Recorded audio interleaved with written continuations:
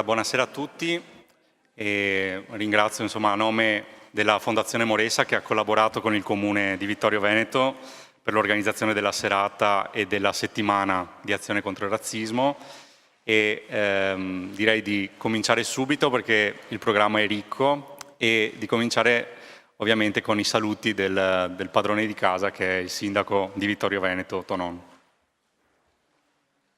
Grazie, buonasera a tutti. Io faccio un saluto veloce perché, come già stato annunciato, a brevissimo avremo al telefono Gian Antonio Stella che per evidenti motivi, credo che la cronaca, soprattutto quella proprio odierna, visto che oggi c'è l'insediamento delle Camere, lo porti ovviamente ad essere ai noi da un'altra parte, speriamo di averlo ospite successivamente.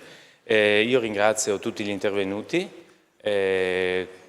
La nostra amministrazione, assieme alla Fondazione Moresa, ha partecipato a un bando e noi ben volentieri abbiamo collaborato con chi è esperto per certi versi più di noi, anche se a Vittorio Veneto una certa esperienza ce l'abbiamo anche noi ormai da qualche anno in questo ambito, perché riteniamo il tema ineludibile da un lato, assolutamente quotidiano, nel senso che riempie la giornata di tutti noi e quindi non vogliamo fare come gli struzzi, mettere la testa sotto la sabbia. Il tema è presente, non solo in Italia, ma come minimo in tutta Europa, se non anche in altre parti del mondo, per cui se è già in linea, direi di lasciare subito la parola a Gian Antonio Stella. Grazie. Buonasera. Pronto? Sì, buonasera. Eccoci qua. Io mi scuso di non poter essere presente come avevamo tutti immaginato e sperato, ma purtroppo sono a Roma per le elezioni e chissà se arriveranno domani davvero o no, dei nuovi presidenti del Senato e della Camera. Una situazione molto complicata e speriamo che vada a finire bene.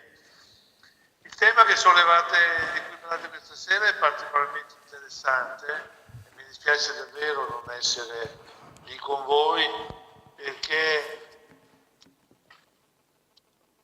qualcuno non ricorda quanto sia stata pesante la situazione di tante migliaia di profughi italiani 100 anni fa. È un peccato perché rimuovere la nostra storia vuol dire anche non capire quanto vivano un dramma analogo tantissime persone sparse sui vari continenti. Stiamo parlando di 65 milioni e 300 mila profughi, secondo i dati dell'Alto Commissariato per la lotta appunto a questo problema, l'Alto Commissariato per i rifugiati, ed è una cifra enorme, basti pensare che è una cifra maggiore, un numero maggiore a quello degli abitanti della Francia, oppure degli abitanti della Gran Bretagna, oppure degli abitanti dell'Italia. Non capire questa tragedia epocale e ridurla soltanto a una polemica ringhiosa, strumentale, per motivi di bassa politica elettorale è davvero un errore imperdonabile. Ci sono delle cose talmente grosse che succedono nel mondo che non si possono ridurre al cortiletto di casa nostra. E questo mi pare che sia stato l'errore fondamentale fatto in queste ultime settimane nel nostro paese. Ora, io non so cosa sarebbe cambiato se non ci fosse stato quell'orribile episodio di Macerata con quella ragazza assassinata e fatta a pezzi da spacciatori immigrati, non lo so. Certo quell'episodio è stato cavalcato con una spregiudicatezza davvero eccessiva, io credo, insopportabile, e penso che abbia avuto un peso grande su queste elezioni. Certo è che tutte queste cose, io credo, andrebbero pesate con un po' di saggezza. Non si tratta di essere, come dire, rinunciatari davanti all'ipotesi, davanti a una gestione dell'immigrazione che non ha funzionato. Non ha funzionato e occorre dircelo che non ha funzionato. Raccontare a se stessi che abbiamo fatto tutto quello che si poteva fare è un errore. Si poteva fare di più, si potevano gestire gli immigrati in maniera diversa, si poteva gestire un problema enorme come questo in maniera diversa. Però ridurre tutto a una polemichetta ringhiosa, cattiva, guerresca, utile per un voto alle politiche, insomma, io credo che sia stato proprio un errore. Questi problemi resteranno, anche se dovesse arrivare un ministro degli interni più cattivista, lo dico tra virgolette citando un Roberto Maroni di qualche anno fa. Il problema resterà e dovrà essere in qualche modo affrontato, perché non si risolve con una ricetta facile.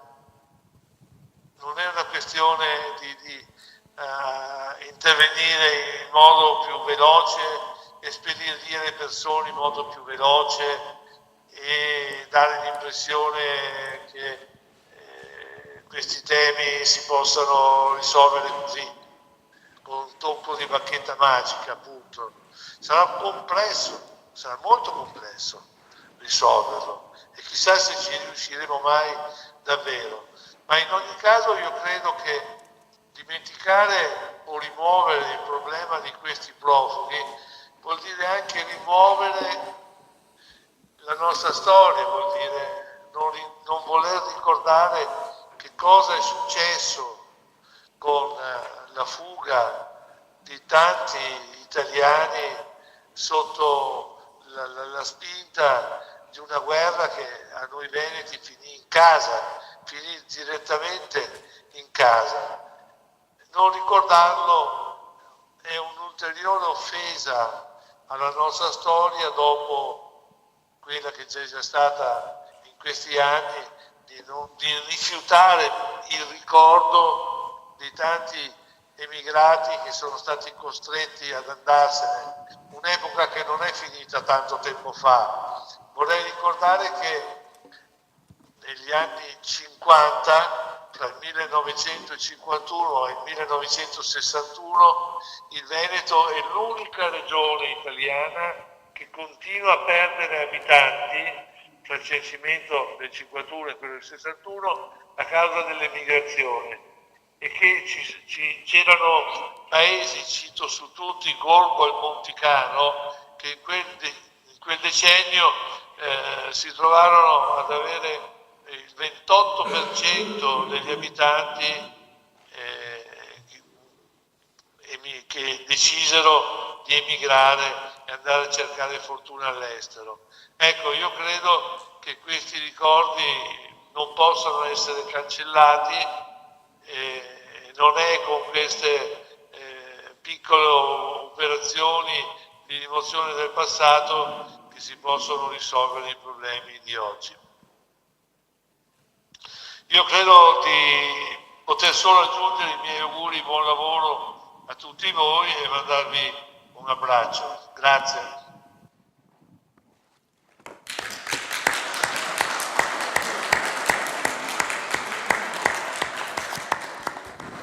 Grazie, dottor Stella, io la ringrazio a nome insomma, di tutta la platea e la aspettiamo insomma, a Vittorio Veneto per un'altra occasione. Arrivederci.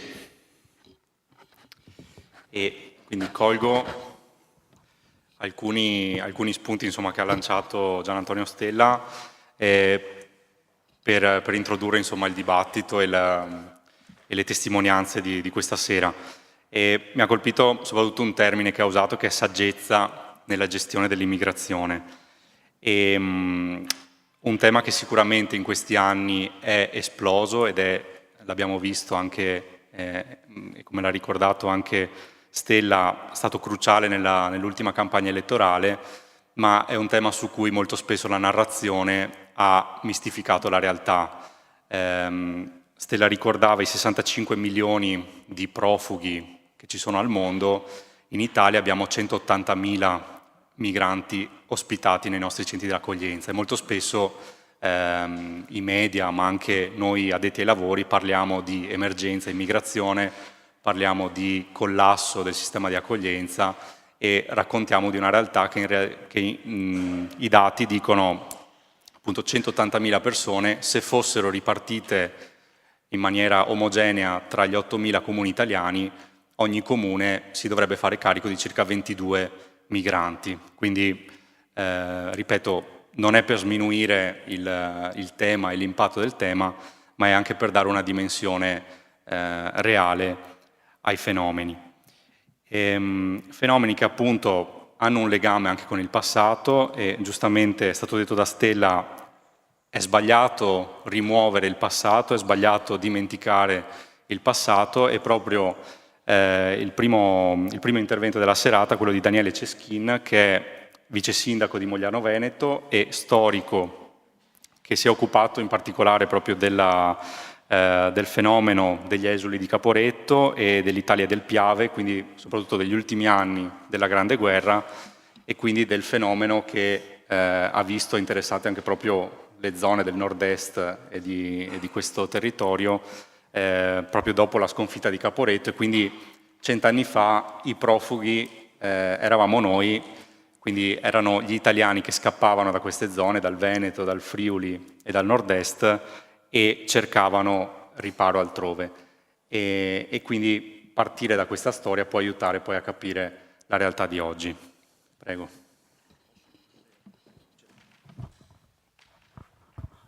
Grazie.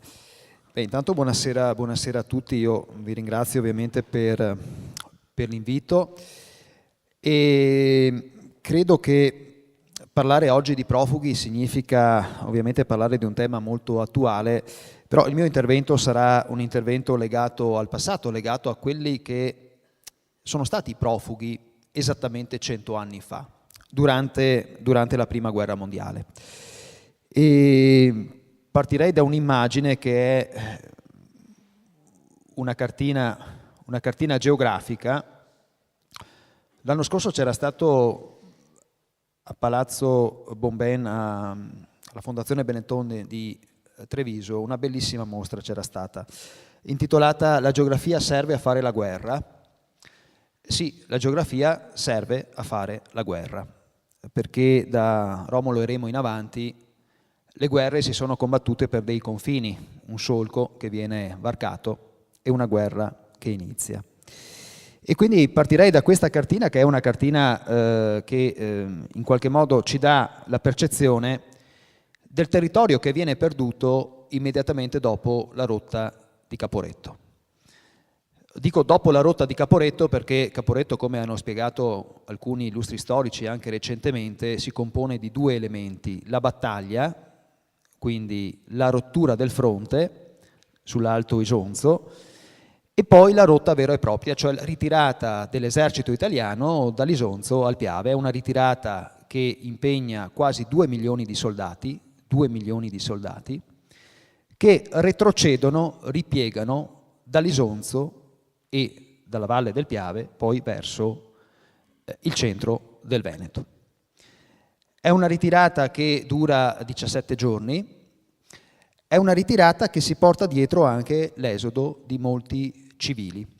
Parliamo di circa 700.000 civili perché dobbiamo considerare anche gli operai militarizzati, tutto l'apparato logistico che serviva ovviamente all'esercito. Quindi complessivamente nei giorni di Caporetto, nei giorni immediatamente successivi a Caporetto, le strade del Friuli e di metà del Veneto sono percorse da quasi 3 milioni di persone, tra militari e civili. E molti di questi sono abitanti del Friuli e del Veneto. Abbiamo circa 230.000 profughi friulani e veneti delle zone che poi rimangono sotto l'occupazione. Questa cartina vi dà, in qualche modo si vede, forse da lontano non si vede, ma c'è la linea continua, la linea blu continua che delinea la linea del fronte fino al 24 ottobre del 1917 e poi l'ultima linea, quella più importante, che tocca l'altipiano di Asiago, il massiccio del Grappa e quindi l'asta del Medio e Basso Piave. Tutto avviene nel giro di poco più di 2 settimane e a fuggire sono migliaia e migliaia di civili che sono ovviamente spaventati da quanto è accaduto. Ora, una delle domande, io ho studiato questo tema ormai diversi anni fa, e una delle domande che mi facevo era perché questi civili scappano di fronte al nemico che sta arrivando. Ora, non era una novità quella dei profughi di guerra, non era una novità per la Grande Guerra, non era una novità nemmeno per l'Italia. Però un esodo di queste proporzioni non si era mai visto, se non nei primissimi mesi di guerra, stiamo parlando del 1914, quando era stato invaso il Belgio, parlo dell'agosto-settembre del 14, e quando erano stati invasi circa una ventina di dipartimenti francesi. E lì c'erano stati complessivamente quasi 1,5 milioni di profughi, cioè belgi e francesi che erano fuggiti. C'erano stati altri esodi minori, parlo della Serbia, parlo della Russia, parlo del Trentino, e nel maggio del 1916 c'era stata la Strafexpedition, la famosa spedizione punitiva, che aveva visto l'esodo di circa 100.000 profughi tra trentini e abitanti dell'altipiano di Asiago. Sappiamo che gli abitanti dell'altipiano di Asiago vengono completamente sgomberati nel maggio del 1916. E tra l'altro molti sono ospitati nei comuni anche della provincia di Treviso, poi di Venezia, di Padova, eccetera. Però un esodo così imponente non si era mai visto. E noi dobbiamo inquadrare quest'esodo all'interno di quella che è la sconfitta di Caporetto, cioè la sconfitta più importante della guerra italiana, una sconfitta che vede la perdita di circa 40.000 uomini tra morti e feriti, ma soprattutto la perdita di quasi 300.000 prigionieri. 300.000 prigionieri che vengono catturati nel giro di pochi giorni. Metà dei prigionieri catturati durante la Grande Guerra, dei prigionieri italiani, vengono catturati proprio nei giorni di Caporetto. E poi le strade del Friuli e del Veneto sono percorse anche da circa 400.000 sbandati, cioè 400.000 soldati che pensano che la guerra sia finita, che la guerra sia perduta e stanno tornando a casa. Sono soldati che partono dalla Valle dell'Isonzo, attraversano tutto il Friuli, in particolare il Friuli centrale, Udine, Pordenone, Sacile, Conegliano, Treviso, passano per Padova e non si fermano ancora. Vengono presi tutti fra l'Adige e il Po. Vengono messi in campi di concentramento, soprattutto in provincia di Ferrara e di Mantova, e poi qualche settimana dopo vengono rimandati al fronte. A questo punto il fronte non è più sull'Isonzo, ma è ovviamente sul Grappa e sul Piave. E tutto questo esodo di soldati, questa ritirata dell'esercito italiano, viene accompagnata dall'esodo di migliaia e migliaia di civili che scappano per paura. Sono passati 2 anni e mezzo dall'inizio della guerra italiana e la propaganda italiana ha dipinto ovviamente non tanto l'esercito austro-ungarico, ma soprattutto i tedeschi come dei barbari. Stanno arrivando i barbari. La propaganda italiana aveva raccontato quello che era avvenuto in Serbia, quello che era avvenuto soprattutto in Belgio, quello che era avvenuto in Francia. Nel 1914 in 2 settimane in Belgio vengono uccisi 5.500 civili. Ci sono delle rappresaglie contro i civili in Belgio che non hanno nulla da invidiare a quelle della Seconda Guerra Mondiale. Non è propaganda, è realtà. Però la propaganda restituisce queste immagini, che i tedeschi sono dei barbari. Da una parte c'è la barbarie, dall'altra c'è la civiltà. E quindi quelli che potevano sapere, quelli che potevano in qualche modo avere qualche informazione, cominciano a far fagotto e ad accompagnare l'esodo militare. Ora si fugge dalle città come Udine, come Pordenone, come Sacile, ma si fugge anche da alcuni centri minori, penso a Palmanova, La Tisana, Portogruaro, San Donà. Si fugge anche dai comuni della provincia di Treviso, che poi rimarrà sotto l'occupazione, la sinistra Piave. Si fugge da Oderzo, da Conegliano, da Vittorio, da Pieve di Soligo, da Valdobbiadene, senza sapere ovviamente dove si andrà, perché una delle domande che i civili si pongono: dove andremo a fermarci? E ovviamente i profughi sanno che dovranno andare in un luogo più lontano di quello che dovrà essere la nuova linea del fronte. Tutto questo avviene nel giro di pochi giorni e avviene in un contesto generale in cui si pensa, anche realisticamente, che la guerra sia un tornante decisivo. È interessante leggere i diari e le lettere di chi la sconfitta di Caporetto la guarda da Roma. Nei giorni di Caporetto molti pensano che i soldati non abbiano resistito. È un po' l'accusa che Cadorna fa nei confronti dei soldati. Qualcuno pensa veramente anche a Roma che la guerra sia finita. Il segretario generale degli affari esteri, quindi il vice di Sonnino, addirittura intavola delle trattative per far uscire l'Italia dalla guerra, per fare un armistizio con l'Austria-Ungheria e la Germania sul Piave. Questo verso la metà di novembre del 17, quando si sta resistendo comunque, l'esercito italiano sta resistendo.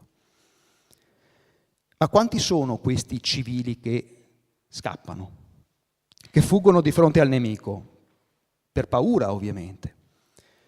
Sono circa 230.000 dal territorio invaso, ma a questi 230.000 dobbiamo aggiungerne almeno il doppio che fuggono dal resto del Veneto che non viene invaso.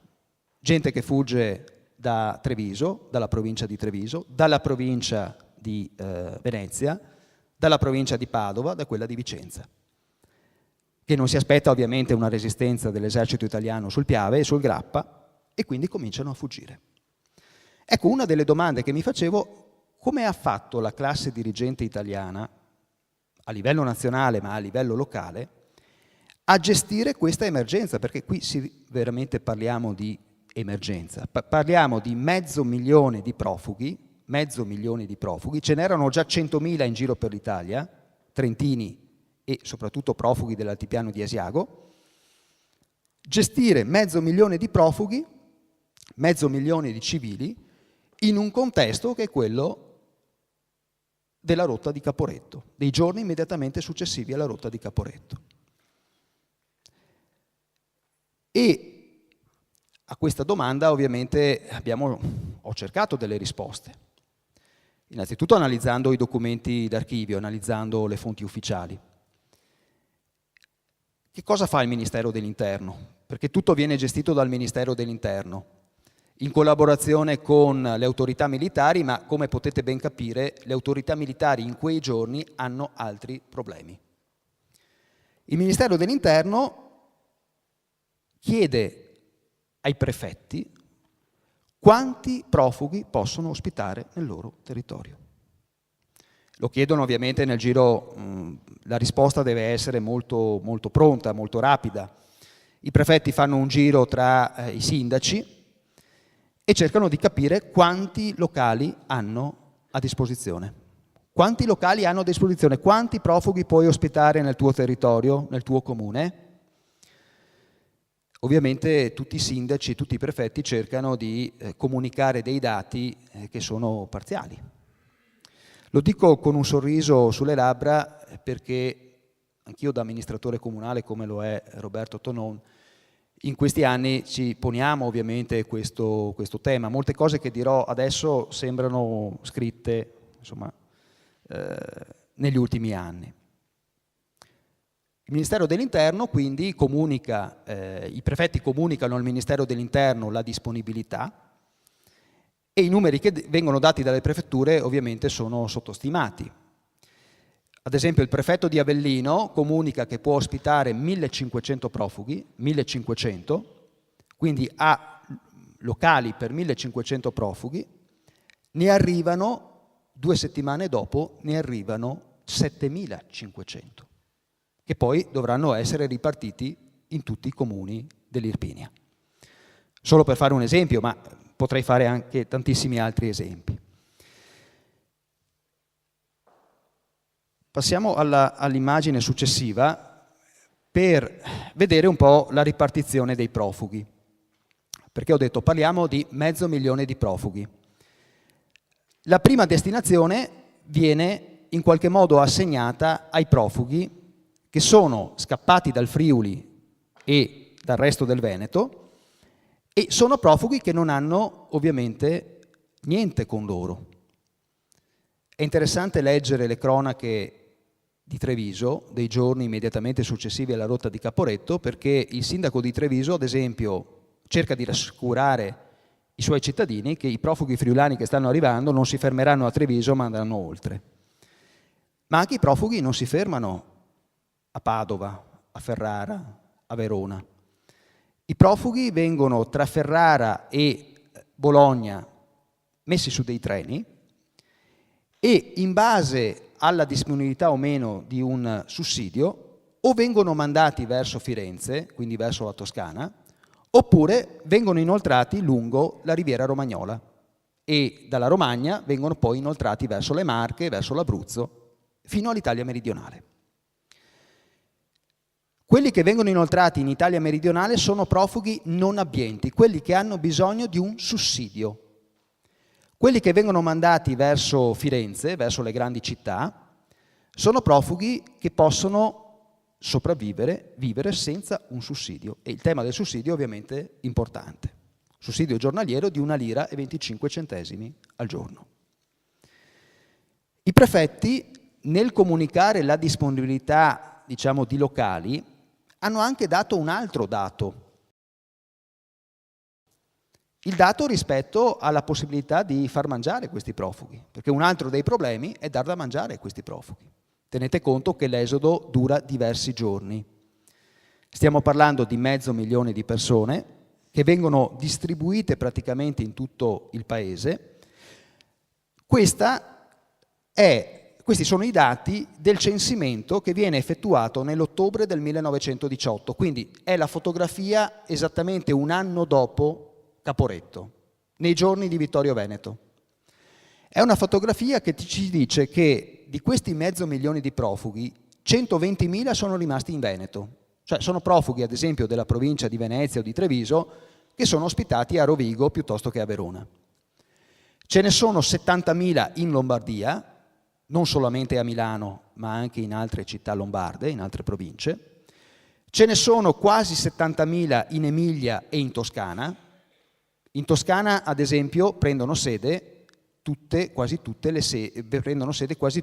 gli uffici comunali. Molti comuni vengono sfollati, molte istituzioni prendono sede tra Pistoia, Lucca, Pisa, Firenze. L'altra regione importante è l'Emilia-Romagna. L'Emilia-Romagna ospita anche questa quasi 70.000 profughi. Poi abbiamo il Piemonte, 42.000 profughi, la Liguria 25.000, scendendo abbiamo le Marche, 15.000, abbiamo il Lazio, gli Abruzzi, tra l'altro comuni molto piccoli di 2-3.000 abitanti che si trovano a gestire un'emergenza di 400-500 profughi. Tra l'altro, cosa interessante, molti comuni piccoli che recentemente sono stati colpiti dal sisma, Amatrice su tutte, ospita decine e decine di profughi. Sono comuni piccolissimi, di montagna, di collina, che ospitano centinaia di profughi. I profughi non possono andare dove vogliono, cioè è il Ministero dell'Interno ad assegnare la destinazione definitiva ai profughi. Quindi un profugo non può scendere a Bologna piuttosto che a Ravenna, piuttosto che ad Ancona. Un profugo, se è destinato alla provincia di Foggia, finisce in provincia di Foggia e non può uscire dal territorio provinciale, a meno che non dimostri di avere un lavoro o non dimostri di poter essere autonomo dal punto di vista economico. Ora, c'è il tema dell'alloggio, il tema dell'alimentazione. Il welfare una volta, è noto, non esisteva un welfare nazionale, esisteva un welfare locale, quindi l'assistenza ai poveri veniva gestita dalle congregazioni di carità, veniva gestita dai comuni, poi saranno istituiti durante il fascismo gli ECA, gli enti comunali di assistenza. Ebbene, l'assistenza era qualcosa gestito a livello locale e quindi i profughi vanno praticamente a caricare gli oneri delle amministrazioni locali. I sussidi vengono anticipati dai sindaci. Non è il Ministero dell'Interno che paga direttamente il sussidio. Questi sussidi di 1 lira e 25 centesimi al giorno devono essere anticipati dai comuni che ospitano questi profughi.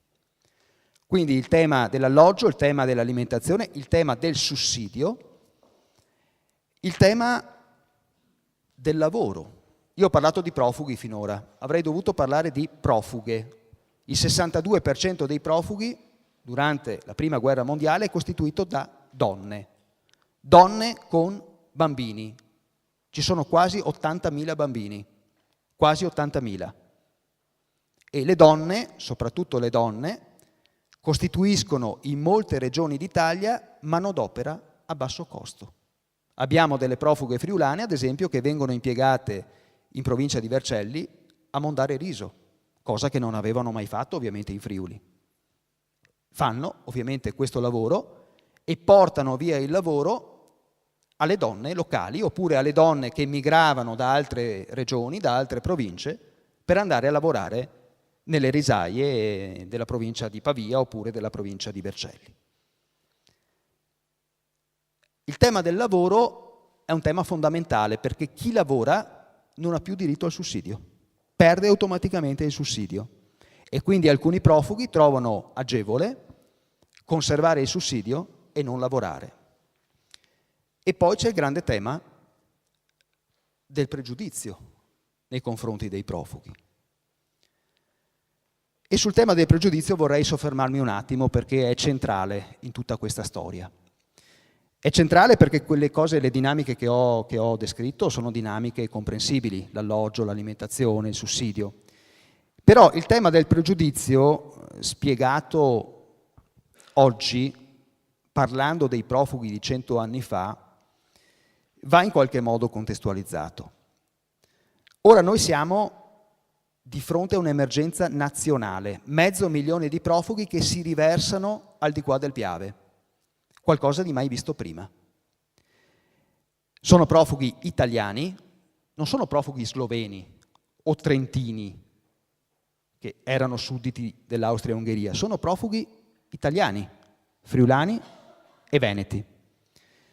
Sono profughi che nelle grandi città come Firenze, come Milano, come Roma, vengono accolti come i fratelli friulani e veneti che sono scappati di fronte al nemico. Sono però i profughi che in altre piccole città, piccoli paesi dell'Appennino centrale o dell'Appennino meridionale o della Sicilia, non vengono certo trattati in questa maniera. Nelle stazioni di Milano e di Firenze i profughi vengono accolti con le bandiere. Nelle stazioni più piccole, delle cittadine più piccole, i profughi arrivano di notte, perché sono l'immagine della sconfitta militare. Una sconfitta militare che tra l'altro nessuno sa che è stata in quella proporzione. Vedere i profughi significa vedere l'immagine vivente della sconfitta, nel clima che è quello successivo ovviamente a una sconfitta come quella di Caporetto.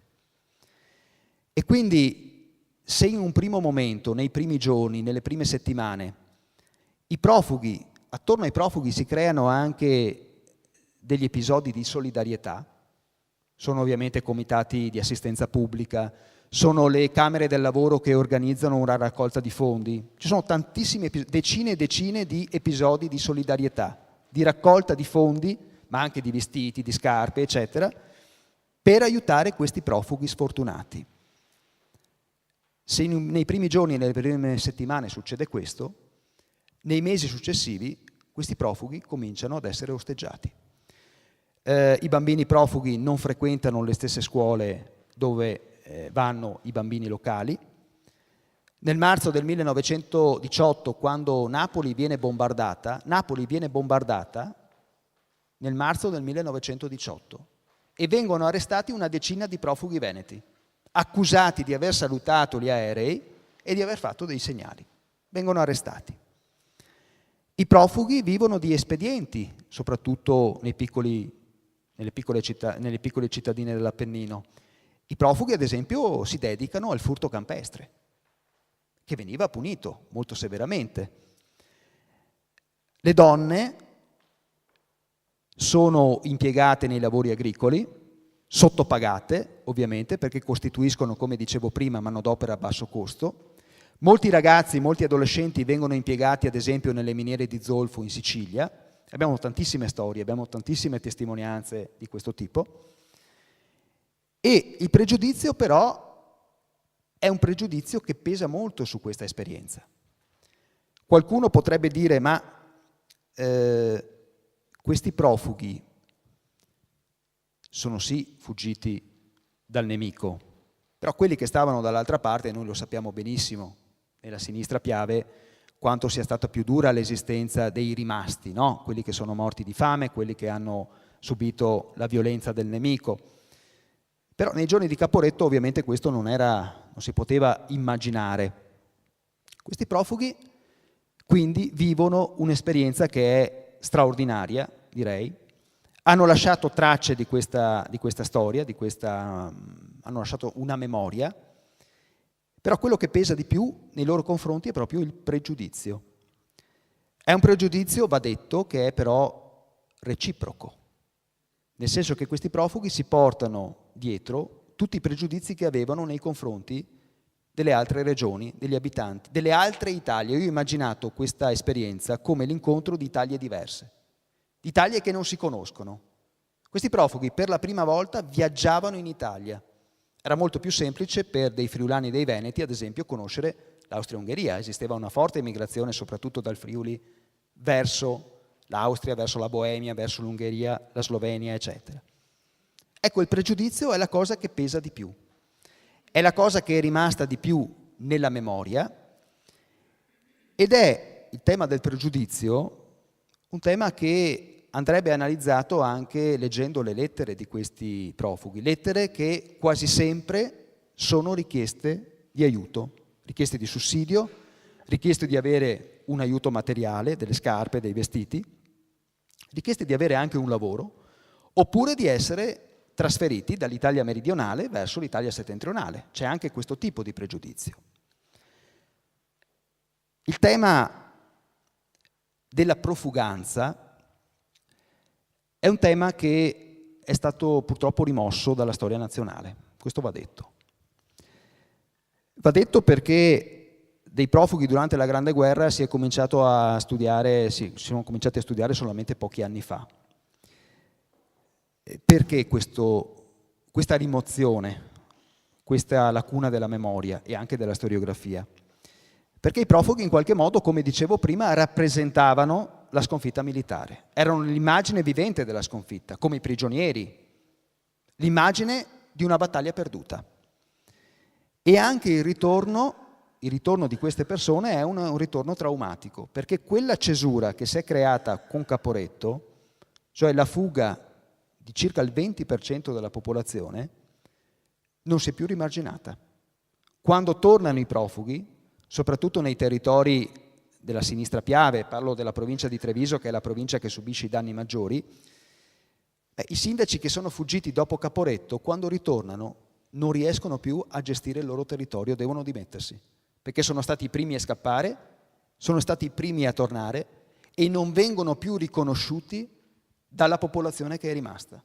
Quindi chi se ne è andato, che ha vissuto un'esperienza ovviamente molto diversa, viene praticamente bistrattato, viene tacciato di essere scappato, e chi è tornato ovviamente accusa i rimasti di essere stati dei collaborazionisti dell'Austria-Ungheria. Ci sono anche queste immagini. Quindi il pregiudizio è un pregiudizio che va in qualche modo contestualizzato, ma è un pregiudizio che interessa sia l'esperienza della profuganza, ma anche il ritorno di questi profughi. È un ritorno che per molti si risolve in un nuovo esodo. Soprattutto quelli che tornano in provincia di Treviso sono costretti a ritornare nei luoghi che li avevano ospitati fino a pochi giorni prima, perché qui non c'è lavoro, ci sono ovviamente tante case da ricostruire, tanti edifici pubblici da ricostruire, ponti, strade, eccetera, però non c'è lavoro, perché tutti i lavori vengono assegnati al genio militare. E quindi per loro si tratta di dover ripartire o ritornare nelle altre Italie che avevano abbandonato, oppure prendere la via dell'emigrazione, tenendo conto che la via dell'emigrazione era, diciamo, un po' più stretta rispetto al 1914, prima dell'inizio della guerra. In conclusione, poi magari nel dibattito possiamo affrontare anche altri temi, volevo leggervi sarebbero tante le citazioni che potrei leggervi rispetto al tema del pregiudizio, perché poi questa vicenda, che è una vicenda che in qualche modo è stata ricostruita, è stata restituita dalle comunità locali, non si trova tanto nei libri di storia, nei manuali, è una vicenda che noi possiamo ricostruire in maniera precisa facendo riferimento ad alcune fonti, in particolare, come dicevo, le lettere piuttosto che i diari, piuttosto che le memorie. E tra le lettere che volevo leggervi ce n'è una in particolare, vediamo di trovarla, eccola qua.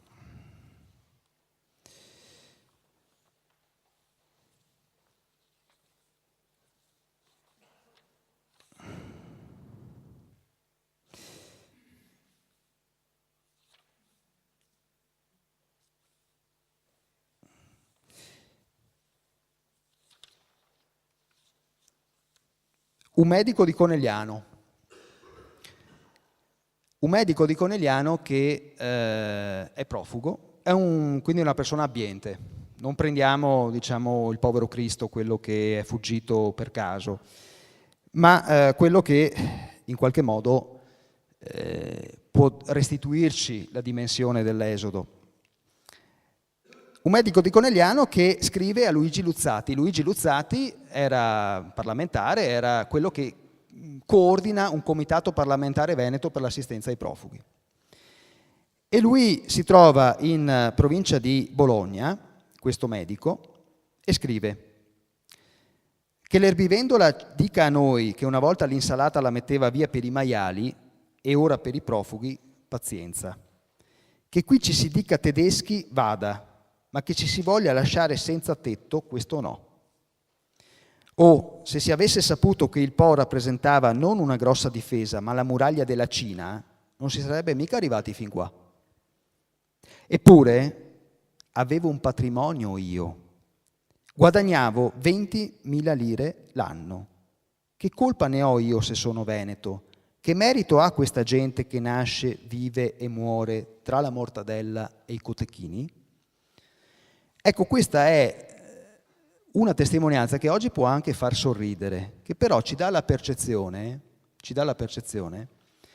di come questo pregiudizio sia un pregiudizio anche reciproco, di Italie che cominciano a conoscersi, ad annusarsi per la prima volta. Molti storici, in passato hanno parlato della Grande Guerra come il momento di incontro degli italiani in trincea. In parte è vero, ma solo in parte.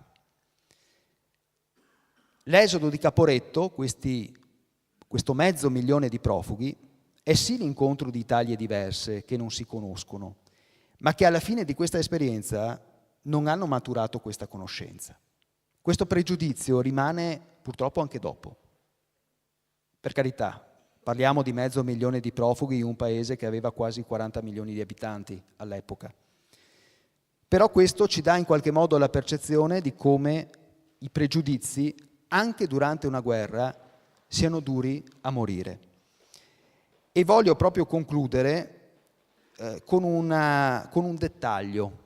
Prima ho parlato della classe dirigente, a livello nazionale e a livello locale. A livello nazionale la classe dirigente resiste, fa fino in fondo il suo compito. Il compito della classe dirigente durante la Grande Guerra è quello di vincere la guerra. Sarà cinica la cosa che dico, però è così. A livello locale accade più o meno la stessa cosa.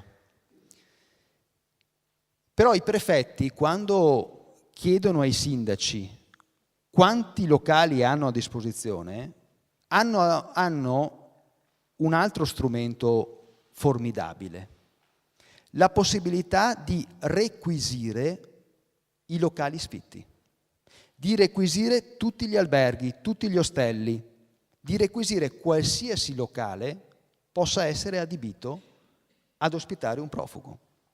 Ovviamente vi lascio immaginare con quanta gioia da parte dei proprietari, vi lascio immaginare soprattutto la gioia dei proprietari degli alberghi, degli ostelli, dei villini della Riviera Romagnola, che si vedono arrivare 80.000 profughi dalla provincia di Venezia, che devono essere ospitati tra novembre e dicembre del 17 e i primi mesi del 18. Cominciano a smontare le porte, gli infissi, per rendere inagibili tutti i locali. Cominciano a costituirsi dei comitati contro i profughi. I prefetti dicono: questa è emergenza. Qualcuno potrebbe dire: ma perché? Perché la guerra. La classe dirigente italiana durante la guerra prende queste decisioni e le fa ovviamente in una maniera molto, molto semplice, lo può fare solo perché è in guerra. E l'episodio che vi ho raccontato, questo dei villini, è un episodio che nella memoria dei profughi veneziani è molto viva. Però questi profughi veneziani dovrebbero ricordarsi che quando nel 1916, maggio del 1916, erano arrivati i profughi della provincia di Vicenza, dell'Alto Vicentino e dell'Altipiano di Asiago, si erano creati proprio a Venezia dei comitati per non ospitarli. E chiudo qui perché altrimenti la faccio troppo lunga. Grazie.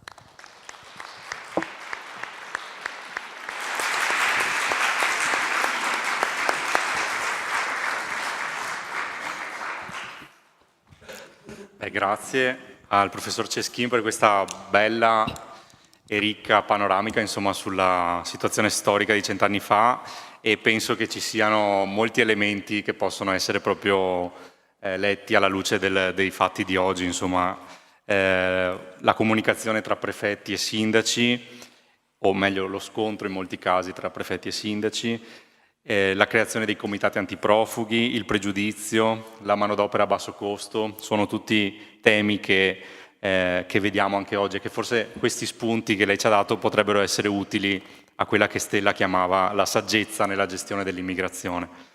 Io volevo solo fare un passaggio sul termine che stiamo usando questa sera, che è quello dei profughi, che chiaramente era adatto a descrivere la situazione 100 anni fa, ma non è propriamente idoneo oggi, nel senso che legalmente il fenomeno di oggi riguarda i richiedenti asilo, cioè persone che hanno fatto una richiesta formale di protezione internazionale e che quindi non sono, anche se molto spesso sono chiamati irregolari o clandestini, in realtà sono a tutti gli effetti regolarmente presenti sul territorio, nel senso che sono in attesa di una risposta da parte delle autorità.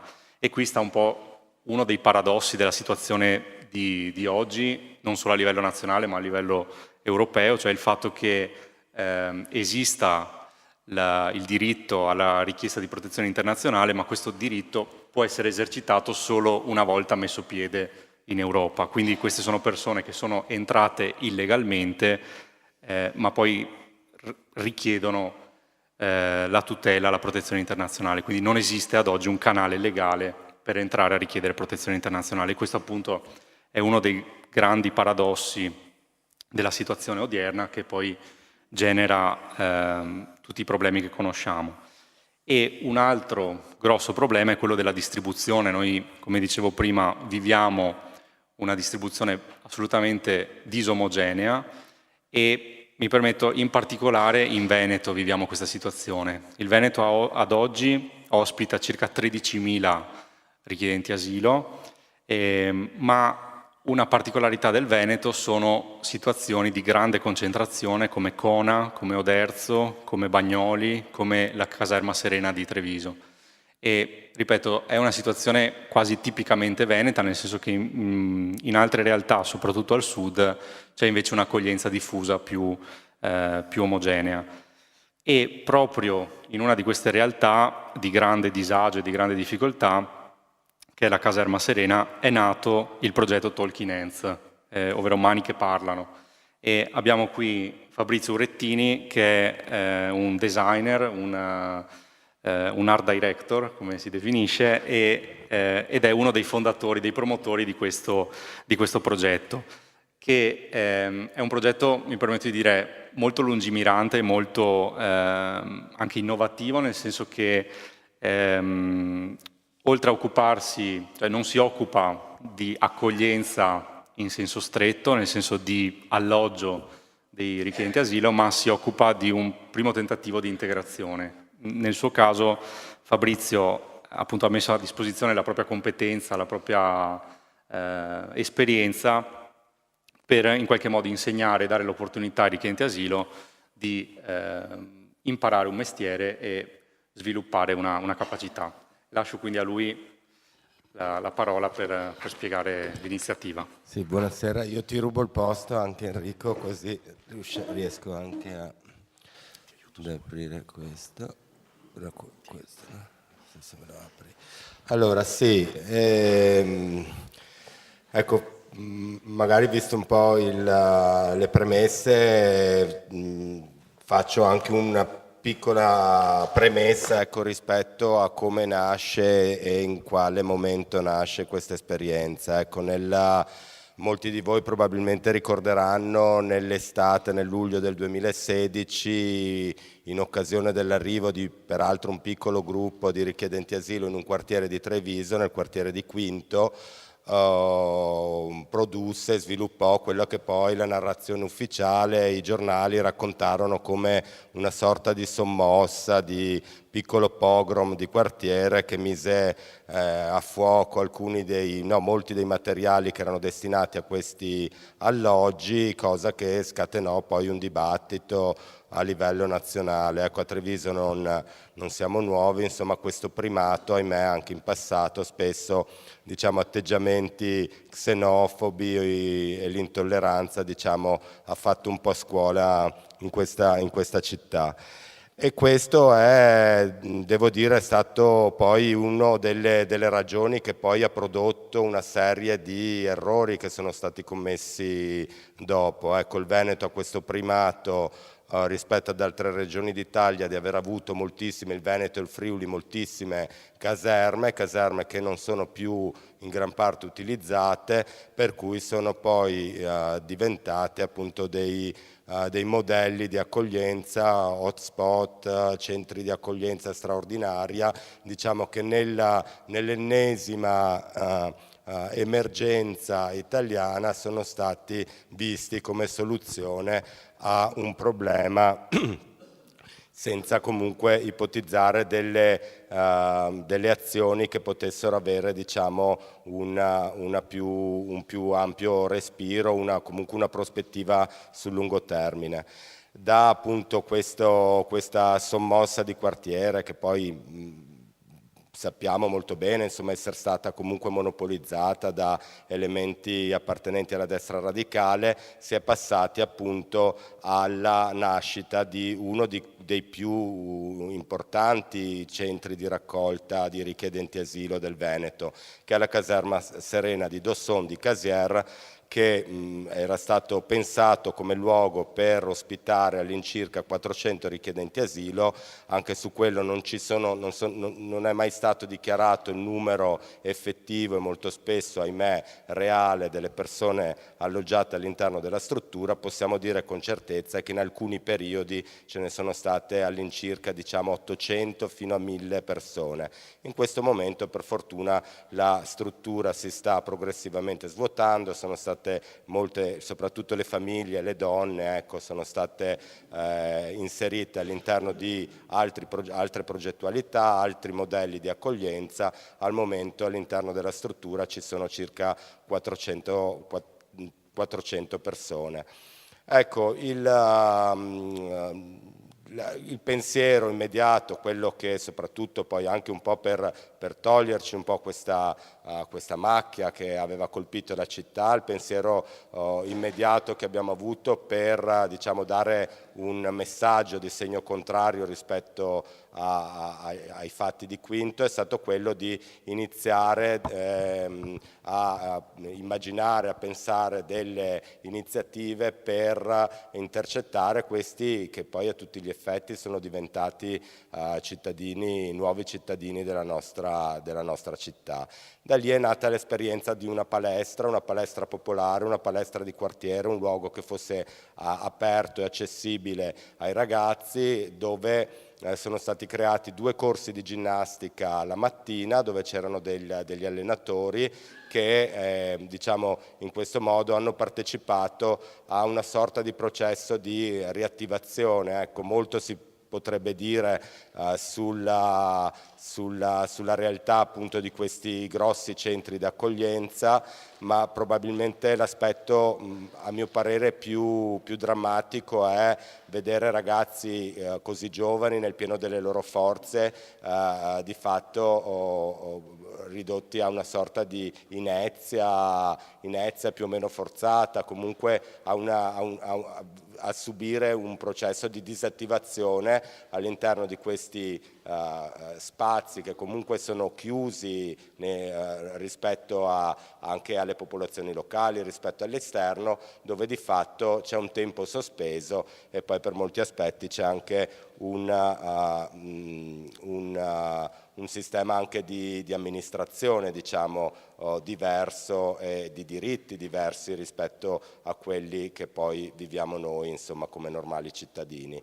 Da lì è nato appunto un percorso di riattivazione che ha previsto 2 corsi mattutini all'interno della palestra popolare per alcuni mesi, esperienza che poi ha prodotto un giorno ad un momento di confronto con il gruppo che che in maniera più fedele anche ha partecipato. Ecco, una palestra non è una palestra in senso tradizionale, è un luogo dove poi chi prende parte alle attività poi si occupa anche del mantenimento, delle pulizie. C'è anche in questo un percorso di presa di coscienza e di prendere parte in realtà a un progetto di utilizzo e di riuso poi di un'area che per molti anni è stata abbandonata nella città di Treviso.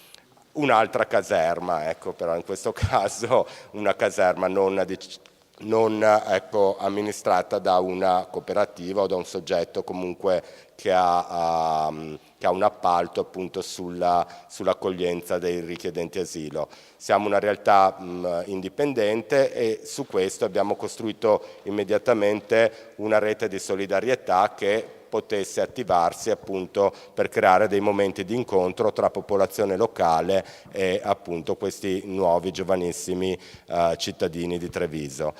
Al termine appunto di un incontro è nata l'idea di fare qualcos'altro, perché è bello fare ginnastica, ma poi ovviamente si vive anche d'altro, non si può fare solo ginnastica nella vita ovviamente, e da lì è nata l'idea di costruire qualcos'altro assieme ai ragazzi. Però ecco, credo che questo passaggio sia stato molto importante, perché esistono esperienze anche simili in altre cooperative, in altri gruppi, però qui diciamo l'inizio dell'attività è stato preceduto da una sorta di mappatura di quelle che potevano essere anche delle abilità, delle conoscenze di cui i ragazzi erano portatori.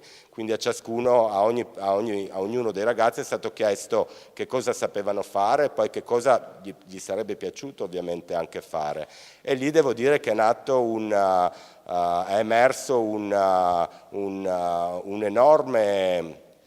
un'enorme quantità poi di mestieri, conoscenze artigiane, abilità che sfido a trovare nei loro coetanei italiani. Alcuni abilissimi ricamatori, muratori, saldatori, falegnami, alcuni ragazzi hanno imparato alcuni mestieri anche durante il viaggio. Ecco, non bisogna dimenticare che il viaggio non è come per noi ovviamente prendere un aereo e recarci in un'altra città, in un'altra capitale europea.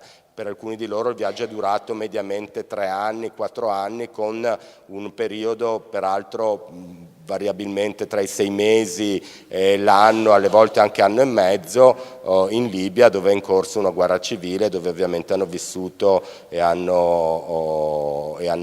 dei traumi, hanno vissuto la prigionia, hanno vissuto insomma delle situazioni terribili, portandosene dietro ovviamente anche i traumi. E da lì è nato quindi, attraverso questa idea, questa mappatura di tutti questi saperi e conoscenze, è nata l'idea di creare un opificio, un luogo di produzione di oggetti, un luogo di produzione di lavoro, ma che in un certo senso potesse essere una sorta anche di laboratorio, ovviamente anche di socialità, di incontro per le persone che ci prendevano parte. Ecco, altro passaggio secondo me importante nella nascita diciamo, di questa bottega diciamo, è bottega ecco, intesa diciamo, nell'accezione così più rinascimentale, insomma, quindi un luogo proprio veramente di produzione, di fabbricazione delle cose, è stato quello che fin da subito abbiamo cercato comunque di capire innanzitutto quelli che erano anche i bisogni dei ragazzi, ma allo stesso tempo renderli anche partecipi di quelle che potevano essere sia la gestione sia l'amministrazione, anche in termini economici, del progetto. E da lì devo dire insomma è nata un'esperienza veramente molto, molto interessante. Il gruppo di lavoro è composto, diciamo, un giro più largo di una cinquantina di ragazzi, poi quelli che sono impegnati diciamo, quotidianamente nelle attività laboratoriali sono all'incirca una ventina, 20-25 ragazzi. Non precludiamo alle persone anche che magari non hanno voglia di lavorare ma semplicemente stare un po' insieme o socializzare, di venire comunque a un luogo aperto, un luogo anche per la socialità. Da lì sono nati una serie di attività, diciamo al momento le attività sono suddivise all'incirca 2 segmenti, 2 piccole filiere produttive che sono principalmente quella della falegnameria, ovviamente che si avvale di una serie di ragazzi che erano già falegnami nei loro paesi d'origine, alcuni avevano viaggiato tra l'altro anche molti paesi africani perché lavoravano come montatori, per cui andavano a montare villaggi turistici, hotel, avevano girato mezza Africa, e poi quelli che dimostrano interesse, vogliono avvicinarsi a questo, diciamo, al gruppo di lavoro collegato appunto all'attività del design di prodotto, alla realizzazione di oggetti. Ecco, un accordo non scritto ma implicito è che ogni persona che comunque è portatore di un'abilità, di una conoscenza, deve anche essere in grado anche di trasmetterla, aiutare gli altri, anche quelli meno esperti, poi ad imparare il mestiere. Tutto questo però, ripeto, è veramente all'interno di un processo di autogestione in cui sono gli stessi ragazzi che poi insegnano ai loro compagni di viaggio, ai loro compagni anche all'interno appunto dei centri dove sono ospitati. E da qui è nata anche l'idea, ovviamente per facilitare anche alcuni processi di integrazione, di esposizione, di conoscenza reciproca, di coinvolgere dei designer professionisti, dei designer affermati anche a livello internazionale, che volontariamente si sono resi disponibili per realizzare delle collezioni assieme al gruppo di lavoro.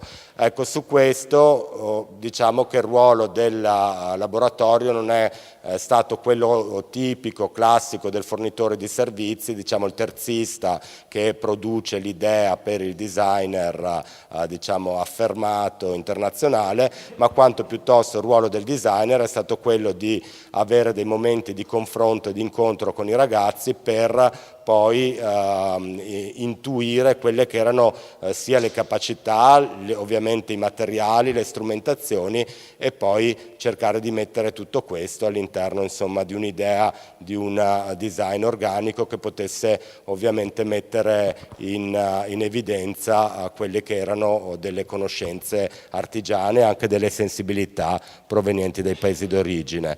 Poi c'è un atelier di sartoria, ricamo, al quale poi si è collegato anche un'esperienza di intreccio, per esempio con la corda. Moltissimi ragazzi provenienti soprattutto dalle città vicine al mare, fin da bambini erano abituati con il lavoro anche di riparazione delle reti da pesca, sono abilissimi intrecciatori di corda.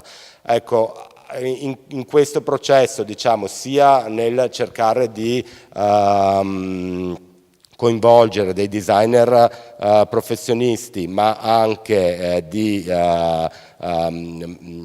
dare, diciamo, una nuova aura, diciamo, a queste conoscenze, a queste capacità manuali, abbiamo cercato anche un po', in un certo senso, di smarcarci rispetto a tutto quell'immaginario dell'artigianato etnico a cui, ahimè, siamo tutti un po' assuefatti, diciamo, dagli elefantini alle ciabattine, a tutte quelle cose che si vendono o ai mercatini o nelle spiagge d'estate. Cercavamo ovviamente in questo processo di mettere, di valorizzare queste conoscenze, ovviamente di remixarle in un certo senso, ibridarle, renderle meticce con quelli invece che è un'attenzione a un gusto e a un design, diciamo, con un carattere più contemporaneo. Il progetto ha avuto fin dall'inizio un successo importante, nel senso che abbiamo avuto immediatamente degli articoli anche su testate nazionali ma anche internazionali, riviste specializzate, forse perché era un periodo in cui poi c'erano ancora i bollettini di guerra dal canale di Sicilia che riportavano quotidianamente le notizie degli affondamenti, degli annegamenti delle migliaia di profughi che hanno perso la vita appunto nel Mediterraneo, per cui forse questo episodio è arrivato in un momento così in cui c'era anche bisogno di qualcosa di positivo, di, diciamo, una buona notizia. E questo aspetto ha facilitato enormemente per noi le cose, perché ci siamo trovati immediatamente con una forte attenzione, diciamo, mediatica su questo progetto, anche con un senso di responsabilità, perché ovviamente non solo nei confronti dei media ma anche nei confronti dei ragazzi. Ecco, io sento fortemente questo peso di non dare anche un'illusione che questa esperienza possa diventare, diciamo, la soluzione a quello che cercano o al lavoro che ovviamente ci auguriamo tutti possano trovare qui da noi a Treviso, nel Veneto e in altri luoghi. Quindi diciamo, abbiamo cercato di proseguire a piccoli passi, cercando il più possibile di costruire intorno a questa esperienza poi una rete di solidarietà che fosse capace poi di soddisfare altre esigenze di cui ogni individuo dovrebbe essere dotato, di poter accedere. Quindi abbiamo trovato una sinergia con una scuola di italiano che si chiama una scuola di volontari italiani che fanno soprattutto in una prima fase, diciamo, di prima alfabetizzazione all'interno di un CAF che è gestito appunto si chiama Casa dei Beni Comuni. C'è questa scuola di italiano che ha una lunga esperienza alle spalle, per cui immediatamente c'è stato anche il cercare di aiutare i ragazzi a frequentare appunto la scuola fuori classe, si chiama così, per sopperire a quella che poi era una carenza all'interno della caserma Serena, dove avevano i ragazzi 4 ore di italiano la settimana, quindi al momento abbiamo ragazzi che sono qui mediamente da un anno e mezzo, molti dei quali non parlano ancora una parola di italiano. Dopodiché c'è stato un lavoro anche di accompagnamento tecnico-legale per seguirli, cercare di assisterli il più possibile anche in quello che è il loro iter giuridico, che poi è complesso, perché potete immaginare anche psicologicamente con questi tempi di attesa molto lunghi cosa comporta a livello, ecco, mediamente la prima commissione l'hanno avuta dopo un anno e mezzo, quindi durante queste lunghissime attese c'è anche un carico ovviamente psicologico molto forte, che abbiamo pensato ovviamente di accompagnare anche questa fase attraverso dei momenti anche di confronto, di ascolto rispetto a quelle che erano le narrazioni, le loro storie personali e le loro vicende.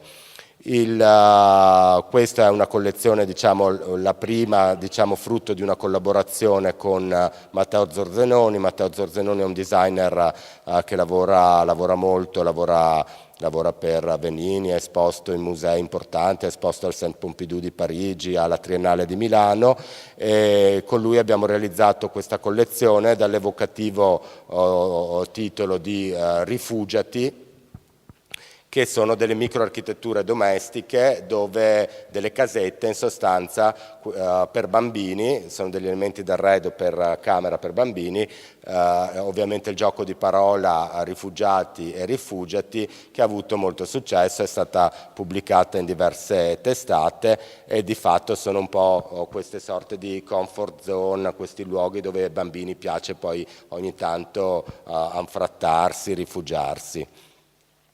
Qui vedete alcuni dei pezzi che sono stati realizzati. Ecco, in questo caso è abbastanza evidente il designer, diciamo, ideato questi volumi, queste forme molto semplici, tutti questi interventi di make-up grafico, di interventi pittorici sugli oggetti invece sono stati realizzati interamente dai ragazzi, per cui vedete anche un gusto cromatico particolare, colori molto accesi, ma anche queste linee geometriche, questi motivi che poi rimandano ad alcune tradizioni, diciamo, iconografiche, estetiche dei paesi d'origine. Un altro aspetto, ecco, noi partecipiamo a dei mercatini dell'equo solidale, dei mercatini anche del design indipendente, e alle volte alcuni di questi oggetti sono ovviamente anche motivo di acquisto da parte di cittadini, di associazioni.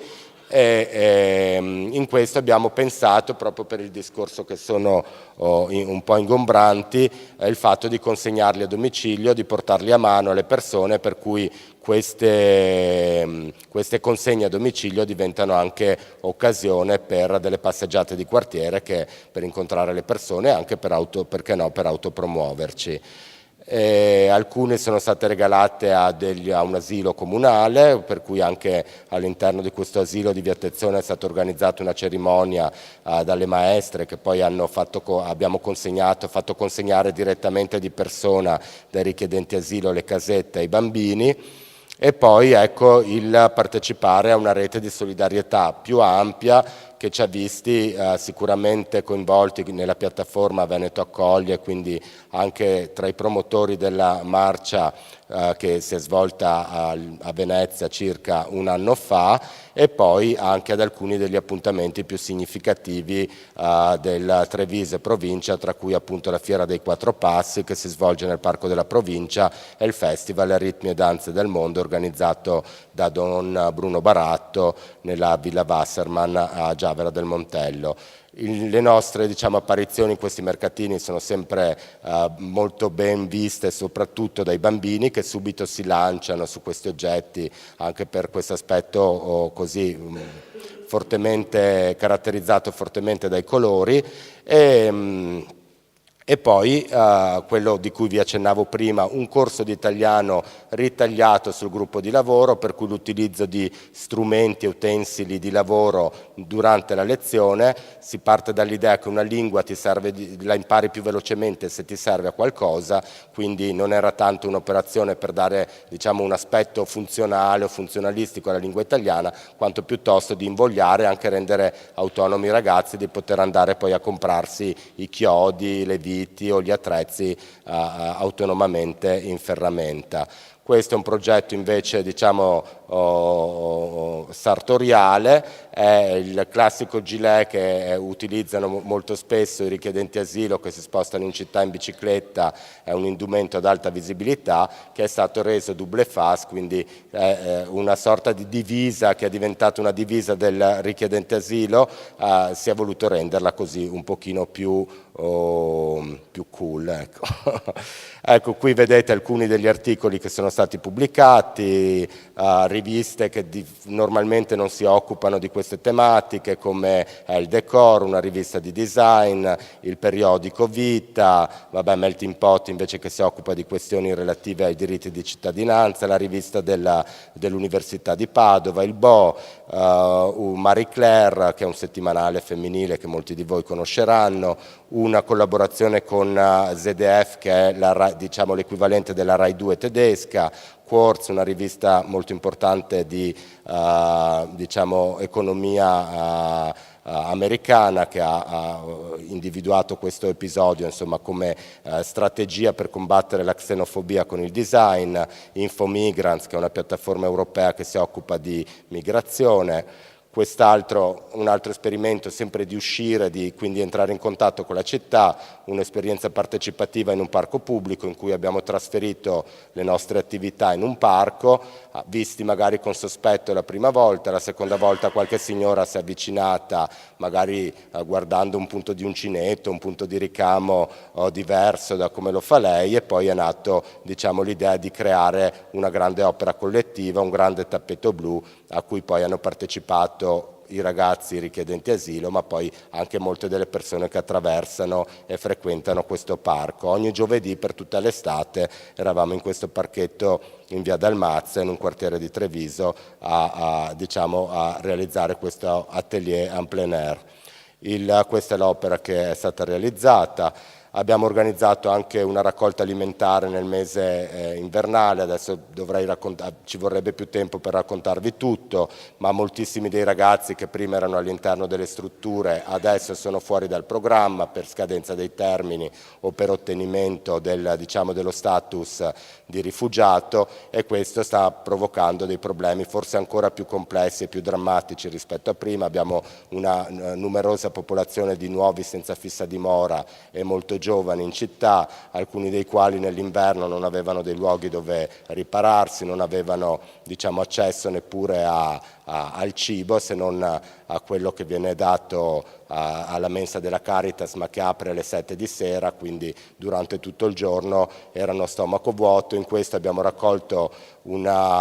organizzato una raccolta alimentare per cercare di dare almeno al gruppo che frequenta il nostro progetto almeno un pasto al giorno, e anche questa cosa l'abbiamo voluta un po' giocare così, con un po' di ironia, un po' forse anche per rendere un po' meno drammatico quello che sta succedendo, per cui abbiamo invitato la popolazione di Treviso dopo le feste di Natale a regalarci chili in eccesso.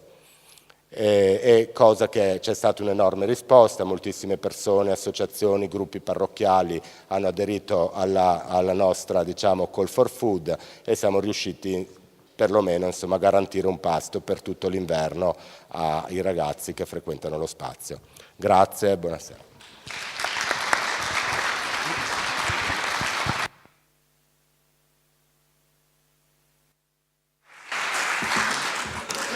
Grazie a Fabrizio per questa bella e ricca testimonianza. ricordo io che c'è anche una pagina Facebook di Talking Heads, insomma, sempre in via di aggiornamento, quindi chi vuole approfondire può restare in contatto. Direi a questo punto di lasciare un po' di spazio per risonanze e spunti da parte del pubblico, prima di dare poi la parola al sindaco per le conclusioni. Ricordo solo, faccio un po' il quadro della settimana di azione contro il razzismo al cui interno si inserisce questa serata. La settimana è iniziata domenica con un'iniziativa all'interno della maratona. Vedete, molti di noi hanno un braccialetto arancione con una frase contro il razzismo. È una frase che ha vinto un concorso realizzato all'interno delle scuole medie qui di Vittorio Veneto e domani ci sarà la premiazione sia dei ragazzi delle medie appunto che hanno partecipato al concorso di frasi e sia la premiazione dei bambini delle elementari che hanno partecipato invece a un concorso di disegni. Quindi ricordo domani alle 19 al Victoria Sport una cena, diciamo, multietnica, insomma, di conoscenza reciproca con i sapori del mondo, con piatti preparati dalle associazioni di immigrati e associazioni locali, e all'interno della serata ci sarà appunto la premiazione dei bambini e dei ragazzi. Ricordo un'altra iniziativa all'interno della settimana è una mostra fotografica che potete vedere al termine della serata, scendendo da questa parte, nella chiesa di San Paoletto. È una mostra fotografica che combina alcune foto storiche dei profughi di Vittorio Veneto, profughi della Grande Guerra, con alcune foto che vengono da Lampedusa. Sono foto realizzate dall'azienda sanitaria di Palermo proprio come prima testimonianza. E leggo solamente un estratto dal curatore della mostra, che si chiama Nino Randazzo, che è un giornalista, è l'addetto stampa dell'azienda sanitaria, che il 3 ottobre del 2013, in occasione del famoso naufragio di Lampedusa, era l'unico giornalista al molo di Lampedusa e dice: ero lì e ho pensato che la sola cosa che potessi fare era testimoniare, sperando che le mie foto servissero a far riflettere le persone su cosa vuol dire cercare un futuro affrontando le onde del Mediterraneo.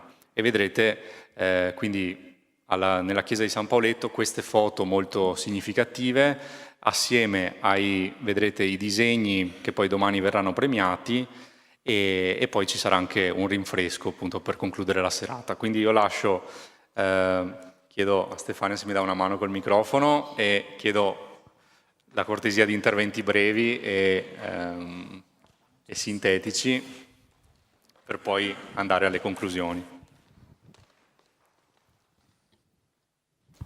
Una cosa semplicissima chiedo al primo oratore: tanta sofferenza avrebbe dovuto insegnare?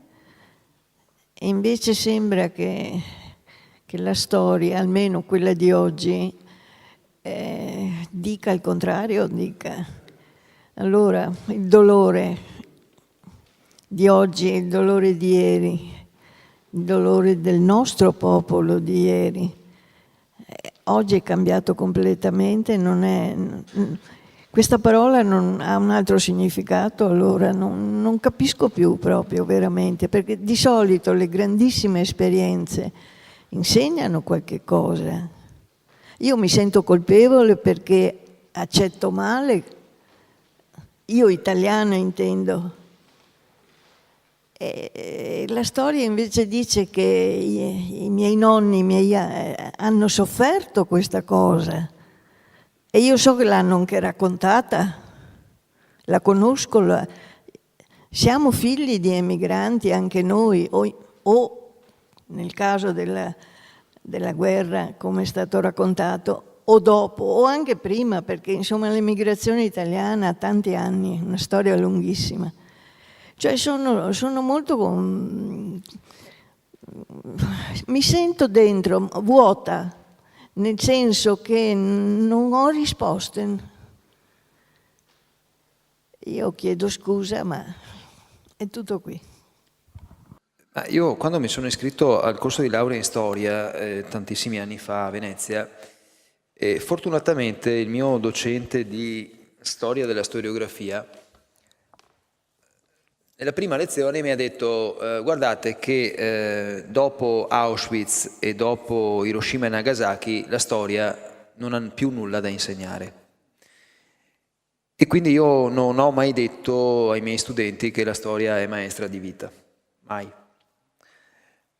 Nel senso che ho smesso di pensarlo ormai da molto tempo e l'esperienza anche delle guerre contemporanee, basta vedere quello che sta succedendo in Siria, dove credo che nessuno sia innocente, e qui mi fermo, dimostri che il nostro passato possiamo anche studiarlo, possiamo anche ricostruirlo, possiamo anche testimoniarlo, però se noi pensiamo che a circa 20 anni dalla fine della Grande Guerra è scoppiata un'altra guerra che ha prodotto quasi 50 milioni di morti, la Seconda Guerra Mondiale, e praticamente le stesse generazioni che hanno vissuto la prima hanno vissuto in gran parte anche la seconda, ci rendiamo conto che il Novecento veramente non ci ha insegnato nulla. Ora, le storie che ho raccontato prima, le vicende che ho raccontato prima rispetto ai friulani, rispetto ai veneti, rispetto ai profughi appunto della Prima Guerra Mondiale, dovrebbero sì invece, non dico insegnarci, ma farci capire che la storia si può ripetere in maniera drammatica. E ognuno di noi ha avuto un parente, un nonno, un bisnonno che è stato emigrante o che è stato profugo. E vi racconto una piccola vicenda personale che, diciamo, è una vicenda personale importante perché senza questa vicenda probabilmente io non sarei qui questa sera a raccontarla. Mia nonna materna era originaria di Mosnigo. Mosnigo si trova nel comune di Moriago, quindi pochissimi, diciamo, praticamente a 3 chilometri dal ponte di Vidor, l'ultimo ponte che viene fatto saltare dopo il 10 novembre del 17. Un ponte percorso da migliaia e migliaia di soldati in ritirata e dai civili che cercano di passarlo. Ebbene, mia nonna, insieme a tutta la comunità di Mosnigo, si sposta verso il Vittoriese. A partire dal dicembre del 17 si sposta proprio verso il Vittoriese ed è una dei tanti, la comunità di Mosnigo è una delle tante comunità che costituiscono i cosiddetti profughi del Piave. Sono circa 50.000 civili che non hanno fatto in tempo ad andare al di là del Piave, ma che si trovano nella sinistra Piave, a ridosso dalla linea del fronte, che vengono ospitati nei comuni del Vittoriese. Tarzo, piuttosto che Vittorio, piuttosto che Fregona, piuttosto che Sarmede, Cappella Maggiore, insomma sono tutte storie che a livello locale si conoscono molto bene, no? Che negli ultimi mesi, negli ultimi anni sono state ricostruite anche in maniera analitica. E la comunità di Mosnigo, in particolare la famiglia di mia nonna erano in 18 fratelli, 18, non 3, 18, e la sorella più piccola aveva 2 settimane, è morta l'anno scorso. È morta praticamente a 100 anni, l'ultima a morire, e tutta la famiglia di mia nonna si è portata dietro una cosa preziosa, l'unica cosa che poteva portarsi dietro, una mucca da latte. L'ha nascosta in una grotta di Tarzo e questa mucca da latte ha consentito alla famiglia di mia nonna di sopravvivere. Ora, quando mia nonna mi raccontava questa vicenda, tantissimi anni fa, io la ascoltavo come una favola, come qualcosa che era accaduto tanti anni fa, e sono quelle favole che ascolti da bambino ma pensi che siano appunto delle favole. E invece poi crescendo mi sono reso conto che quella storia era una storia importante che meritava di essere raccontata, restituita. Una storia anche a lieto fine. Ora, vi ho riportato questa esperienza personale perché se noi non andiamo indietro ai nostri ricordi familiari, non riusciamo probabilmente ad avere contezza di quello che è accaduto, diciamo, in questo territorio e nemmeno a capire che cosa può accadere in territori dove la guerra è presente ogni giorno, è presente con la violenza dei soldati che entrano nelle case, è presente con il fuoco che arriva dal cielo, è presente con la fame, con le malattie, è presente con la violenza che entra direttamente nelle case, nelle abitazioni, nelle famiglie. E quello che abbiamo vissuto, che abbiamo visto anche in provincia di Treviso negli ultimi 3-4 anni, quando sono arrivate migliaia di persone, ci dovrebbe far capire come la dimensione della guerra è una dimensione che appartiene purtroppo al nostro orizzonte culturale, fa parte di noi. E dobbiamo dare una risposta, credo, lo stiamo dando come amministratori, credo che Vittorio Veneto piuttosto che altri comuni della provincia di Treviso stanno facendo la loro parte, lo sta facendo la società civile, per fortuna, ne abbiamo avuto una testimonianza questa sera, in situazioni anche molto complicate. E quello che dicevo prima, vi rubo ancora 2 minuti, proprio perché io quando ho studiato questa vicenda l'ho studiata in chiave storica, però negli ultimi tempi, come amministratore locale, mi sono anche scontrato con il pregiudizio che possono avere le persone quando cominci a parlare non di profughi, giustamente, ma di richiedenti asilo che arrivano nei nostri paesi. Il Comune di Mogliano ha ospitato negli anni scorsi fino a 240 richiedenti asilo. Adesso ne abbiamo circa una 90 all'interno di 2 centri di assistenza, quelli centri ICAS e centri di accoglienza straordinaria, e abbiamo attivato l'anno scorso anche lo SPRAR con il coordinamento dei comuni di Treviso, quindi Treviso comune capofila. C'è stata la possibilità da parte della comunità di Mogliano di attivare il sistema SPRAR. Stiamo parlando di numeri molto piccoli, 5 richiedenti asilo, 5 donne che dovevano essere ospitate in un appartamento di Mogliano Veneto. Un privato ha messo a disposizione un locale. Tenete conto che Mogliano, ma parlo di Mogliano, ma potrei parlare di qualsiasi altro comune della provincia di Treviso, ha moltissimi locali sfitti. Noi a Mogliano ne abbiamo, dati del PAT che abbiamo adottato qualche settimana fa, abbiamo quasi 1500 locali sfitti. Quindi se domani mattina arrivassero 4-5 mila persone potrebbero trovare casa, teoricamente. Un privato che per motivi di lavoro si è trasferito da un'altra parte ha detto: io voglio affittare questo appartamento. Ha contattato la cooperativa, si è attivato il sistema SPRAR, quindi un sistema abbastanza complesso, però alla fine è molto molto semplice. Si trattava di dare ospitalità a 5 donne. Ovviamente come comune abbiamo detto subito di sì, e per una maggiore trasparenza abbiamo voluto condividere questa esperienza con i condomini. Erano circa una 30 di condomini nel condominio, e abbiamo comunicato dicendo, prima che arrivassero queste 5 richiedenti asilo, abbiamo detto, facciamo un passaggio proprio di trasparenza. No? Diciamo alla città, alla comunità che arriveranno fra un mese e mezzo, non domani mattina, fra un mese e mezzo arriveranno 5 donne, 5 richiedenti asilo. E quando abbiamo fatto questo ci sono state le barricate. Ci sono state veramente le barricate rispetto a 5 donne che dovevano arrivare a fine agosto dell'anno scorso. Interrogazioni in consiglio comunale, eccetera.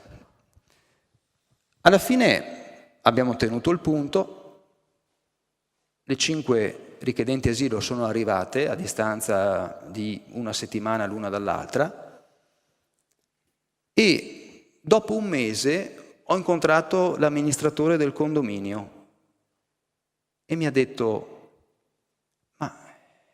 sono arrivate, sì, sono arrivate e sono qui da un mese. Ma sono persone tranquille, certo, sono persone tranquille, cosa ti aspettavi? Che arrivasse chissà chi? Ma io mica lo sapevo che arrivassero 5 persone così tranquille, te l'avevamo spiegato prima. Abbiamo fatto un incontro pubblico molto partecipato, molto vivace, io ho detto partecipato ma in realtà molto vivace, e adesso queste 5 richiedenti asilo, tra l'altro 4 hanno già ottenuto lo status di protezione internazionale, hanno tutte un lavoro a tempo determinato, si stanno integrando, vengono da situazioni ovviamente molto drammatiche, 2 dalla Nigeria, 2 dalla Somalia e 1 dalla Cina, e abbiamo avuto una risposta da parte delle associazioni del territorio che di fronte a 5 donne che si stanno integrando hanno dato una risposta veramente positiva. Però stiamo parlando ovviamente di piccoli numeri, stiamo parlando di un'esperienza veramente piccola. Mi rendo conto che sui grandi numeri questo è difficile da fare, ad esempio nei centri di accoglienza straordinaria è molto più complicato. Però anche in quelli abbiamo ottenuto anche una buona risposta da alcune associazioni del territorio che si sono prestate a dare una mano, ad esempio ad aiutare anche a fornire alle cooperative impegnate anche una mano da questo punto di vista. Quindi io credo che quando si conoscono le cose, alla fine i pregiudizi stanno a zero. Grazie. A questo punto do la parola al Sindaco Tonon per le conclusioni, ricordando ancora una volta al termine, da questa parte, il rinfresco e la mostra fotografica. C'è una mano. Ultima domanda che reclama spazio.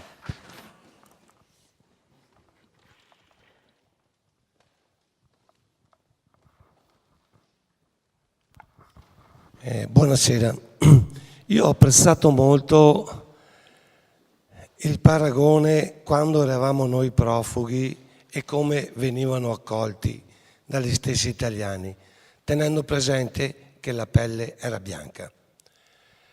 Io spero anche che sia l'esempio di Treviso che l'esempio di Mogliano diano un po' di impulso all'amministrazione di Vittorio, che mi pare, a mio parere, il problema dei richiedenti asilo lo ha un po' accantonato. Io vorrei chiedere al Sindaco se sa quante associazioni di volontari, non di CAS, di volontari, lavorano nel comune di Vittorio per migliorare l'accoglienza dei ragazzi, cosa fa l'amministrazione vittoriese che non sia solo i 150 euro cash che dà a chi ha ricevuto il permesso di profugo perché se ne vada, cosa ha intenzione di fare l'amministrazione per mettere insieme queste associazioni e fare un progetto per un'accoglienza più dignitosa. Anche qua a Vittorio, fino a poco tempo fa, c'erano ragazzi che dormivano in stazione, ragazzi che non sapevano dove andare a mangiare. Le associazioni di volontariato parano un po' questi colpi e sono parecchie le persone, non tante le associazioni. Quello che chiediamo noi è che metterci insieme e preparare, programmare un progetto per un'accoglienza migliore. Grazie. Grazie. Nelle conclusioni rispondo volentieri anche a questa domanda, anzi a queste domande. Prima leggo solo una frase di un quotidiano del Corriere della Sera. Cosa c'è di più attuale delle polemiche sugli immigranti che a migliaia arrivano nel nostro paese attratti dal miraggio di condizioni di vita migliori? È il Corriere della Sera di venerdì, solo che non è venerdì oggi, ma è venerdì 1 novembre 2002 e è esattamente la presentazione da parte di Gaetano Feltre del libro di Gian Antonio Stella Lorda, quando gli albanesi eravamo noi. Io l'avevo letto, allora mi sono riletto qualche piccola parte del libro, perché mi sono immaginavo fra l'altro qualche domanda del genere, ma mi immaginavo anche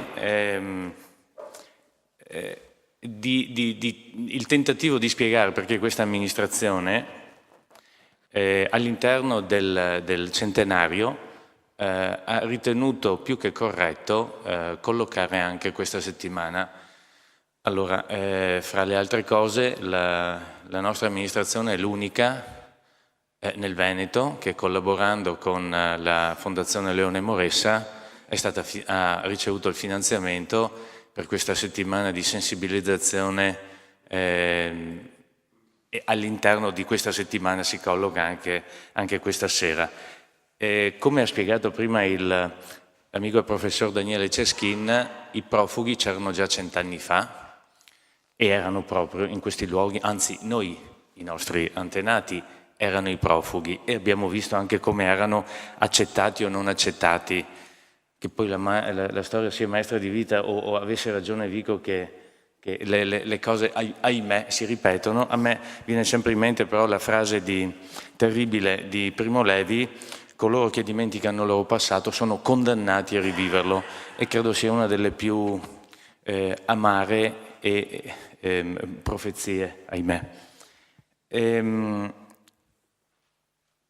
All'interno dei documenti di questo museo, invito ovviamente quelli che non hanno avuto ancora occasione di farlo a visitarlo, c'è anche, me l'ha appena fornito la nostra direttrice, la dottoressa Pizzol, l'elenco dei profughi. È un documento, municipio di Vittorio Veneto, con sede provvisoria a Bologna, dove era stato spostato durante la guerra. Il commissario prefettizio Gervasi il 17 ottobre fa l'elenco: Vittoriesi, pubblico l'elenco dei cittadini e dei soldati che sono al di qua del Piave dopo l'invasione nemica. È tutto l'elenco delle persone. Anche noi vittoriesi eravamo profughi.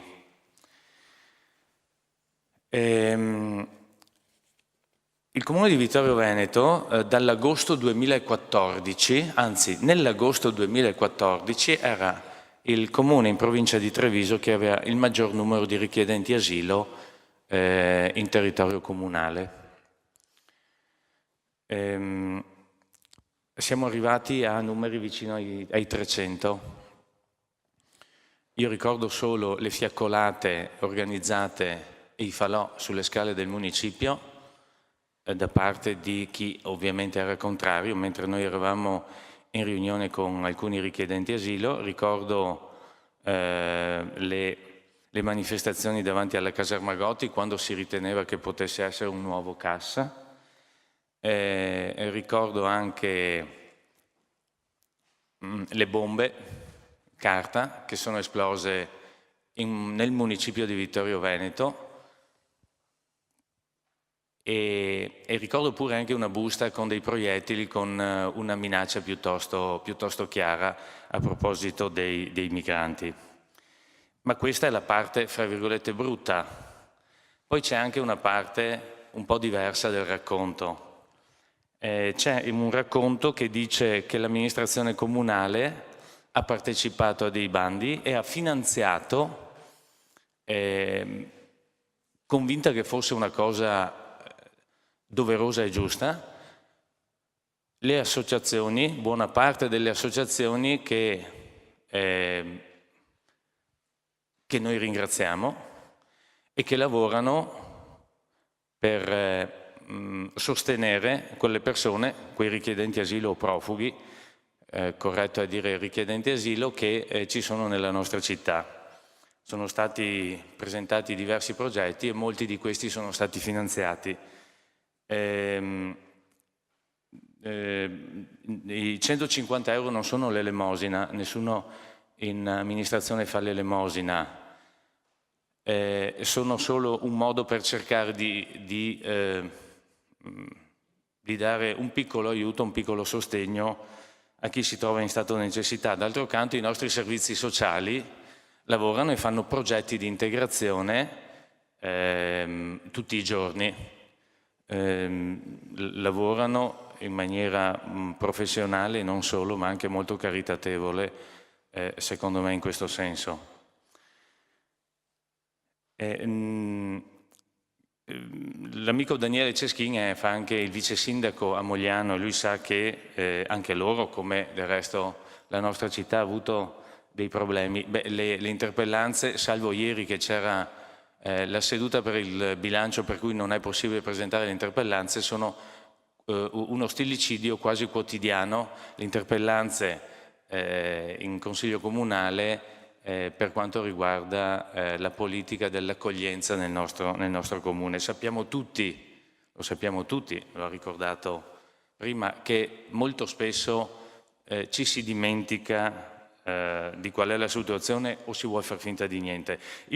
Sul Corriere della Sera di 3 o 4 giorni fa, nella parte relativa al Corriere del Veneto, c'era un articolo il quale ricordava come il problema dell'immigrazione non controllata, diciamo così, è stato il tema principale su cui c'è stato lo scontro in campagna elettorale. Improvvisamente, il giorno dopo il voto, silenzio su tutto il fronte. Nessuno ha mai più parlato del problema, non è più un problema, perché evidentemente era un modo solo per raccogliere voti. Il problema rimane. Noi abbiamo cercato di dire e di fare in modo, presentando anche come amministrazione, anzi, in provincia di Treviso siamo stati i primi a presentare, grazie all'assessore Denardi qui presente, una convenzione che poi è stata recepita anche dalla prefettura. Ora a me pare, se devo essere, non per il sottoscritto ma per tutte le persone che in comune lavorano, ingeneroso dire che l'amministrazione da questo punto di vista non è attenta. Anzi, siamo stati accusati, qualcuno ha pure detto che ci avrebbe denunciati alla Corte dei Conti, siamo stati accusati di essere fin troppo generosi. Noi non riteniamo solo di aver fatto e di continuare a fare il nostro mestiere con serietà e dignità. Certo, si può sempre migliorare, non abbiamo la bacchetta magica, siamo convinti che anche quando avremo finito il nostro impegno amministrativo non avremo risolto il problema, perché non è un problema che si risolve dalla sera alla mattina, ma è un atteggiamento quotidiano che bisogna cercare di avere e soprattutto di di trasmettere anche a tutti i nostri cittadini. E però restiamo convinti che se riteniamo che il problema resti un problema non verrà risolto. Se cerchiamo di fare in modo che il problema cominci ad avere anche un'opportunità e ad essere un'opportunità per le persone, avremo già cominciato la strada per risolverlo. Parimenti a quello che diceva prima Daniele Ceschin, anche da noi ci sono dei richiedenti asilo che sono stati accolti in appartamenti, e quando in un posto, sapendo dove erano, mi sono incontrato con delle persone casualmente, ho chiesto: ma come vi trovate qui con i richiedenti asilo? E dove sono i richiedenti asilo? Manco si erano accorti che erano nello stesso condominio, perché l'accoglienza fatta probabilmente, come diceva prima Gian Antonio Stella, con serietà e serenità, è una vera integrazione fra persone e non è come dire, fra virgolette, un'invasione subita, ma è una vera accoglienza. Io spero che anche questa settimana, quindi questi incontri, ricordo che con molto piacere anche il grande numero di persone che domenica alla maratona ha partecipato all'attività che era stata proposta, serva anche a smuovere quelli così un po' più restii, diciamo così. L'amministrazione da parte sua continuerà, nonostante le critiche, continuerà a svolgere il più serenamente possibile il proprio lavoro. Io ringrazio tutti i relatori, ringrazio soprattutto la Fondazione Moressa, con la quale abbiamo lavorato bene. Invito ovviamente tutti, come ha fatto prima il moderatore, alla serata di domani. Ah sì, un'ultima cosa, ogni tanto c'è anche la possibilità di togliersi qualche sassolino. Siamo stati accusati persino di aver speso i soldi per portare la pizza alla festa che si faceva all'area Fender. È inutile ripeterlo perché non c'è peggior sordo di chi non vuol sentire che anche quella pizza, come tutte le altre spese fatte per il comune, sono sempre state a carico del sottoscritto e degli assessori e non a carico delle casse comunali. Però è inutile dirlo perché c'è qualcuno che ostinatamente non vuol sentire. Grazie.